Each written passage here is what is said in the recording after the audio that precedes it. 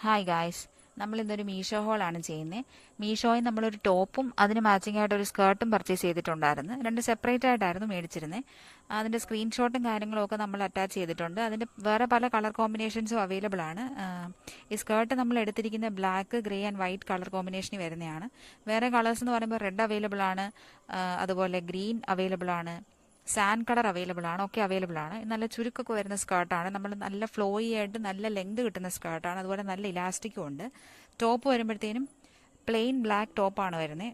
Full സ്ലീവും square നെക്കുമാണ് വരുന്നത്.